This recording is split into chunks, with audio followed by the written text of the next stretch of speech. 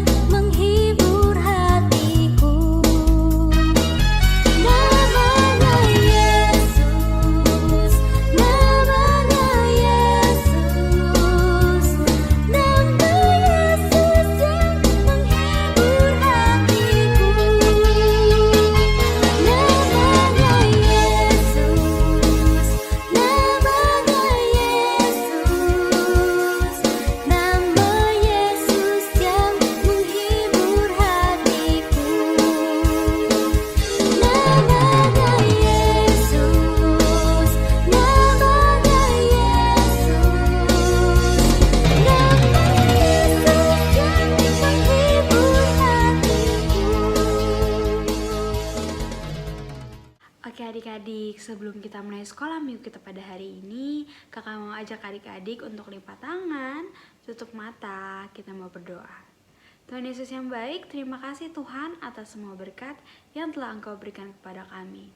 Tuhan Yesus, sekarang kami ingin mendengarkan sedikit dari firman-Mu, berkatilah supaya kami dapat mendengarkan dengan baik dan tidak kekurangan suatu apapun. Terima kasih Tuhan Yesus, dalam nama-Mu kami sudah berdoa dan mengucap syukur. Amin. Oke adik-adik, sekarang boleh disiapin nih Alkitabnya. Siapa yang udah disiapin Alkitabnya?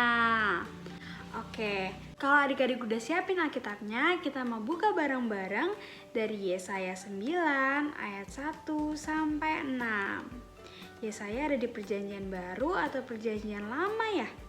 Perjanjian lama. Yesaya 9 ayat 1 sampai 6. Kakak akan bacakan untuk kita semua ya. Bangsa yang berjalan di dalam kegelapan telah melihat terang yang besar. Mereka yang diam di negeri kekelaman, atasnya terang telah bersinar. Engkau telah menimbulkan banyak sorak-sorak dan sukacita yang besar. Mereka telah bersukacita di hadapan-Mu, seperti sukacita di waktu panen, seperti orang-orang bersorak-sorak di waktu membagi-bagi jarahan. Sebab kuk yang menekannya dan gandar yang di atas bahunya serta tongkat si penindas telah kau patahkan seperti pada hari kekalahan Midian.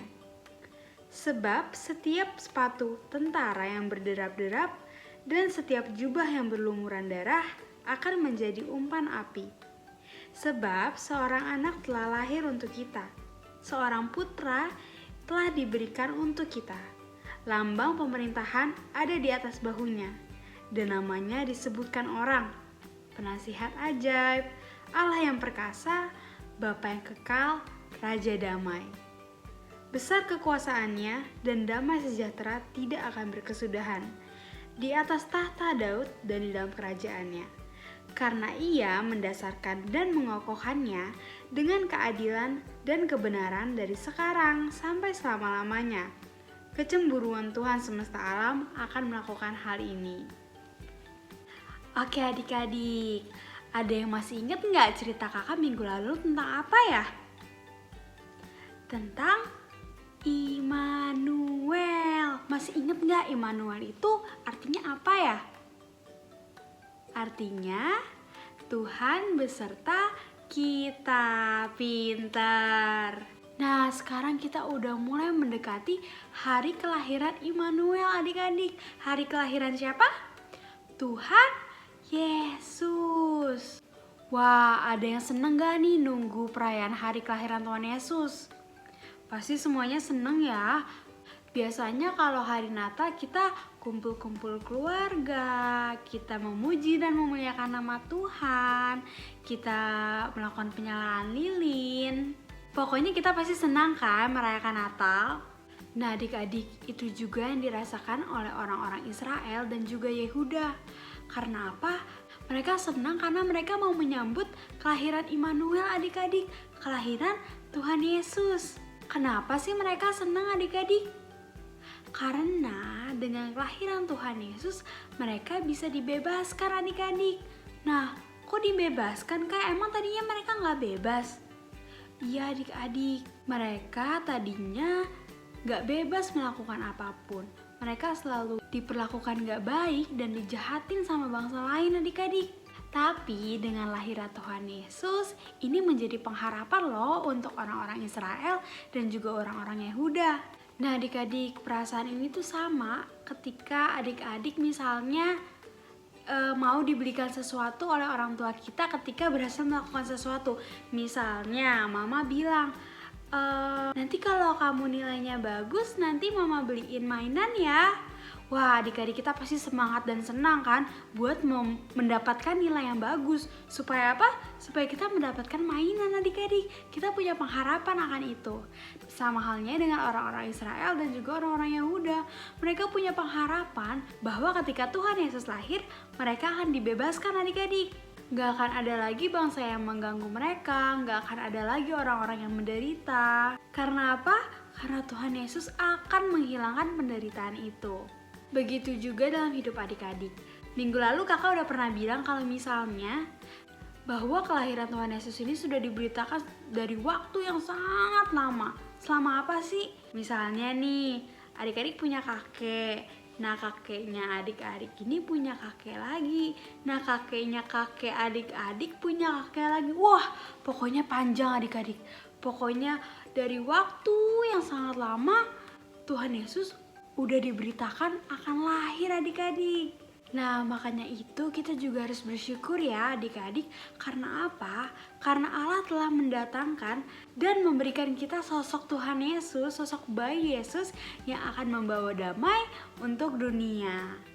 Cerita kakak udah selesai.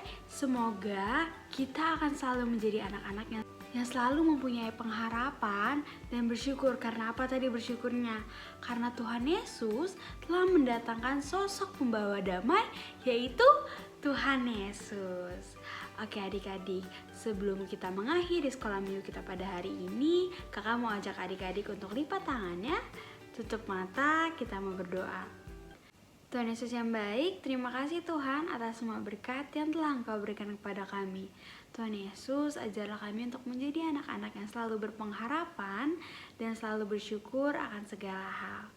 Terima kasih Tuhan Yesus, kami akan melanjutkan aktivitas kami pada hari ini. Berkatilah aktivitas kami pada hari ini supaya kami dapat jalankan dengan baik dan tidak kekurangan suatu apapun.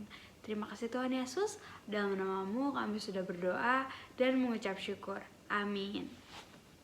Oke adik-adik, sekolah minggu kita pada hari ini sudah selesai. Selamat hari Minggu, Tuhan Yesus memberkati. Dadah.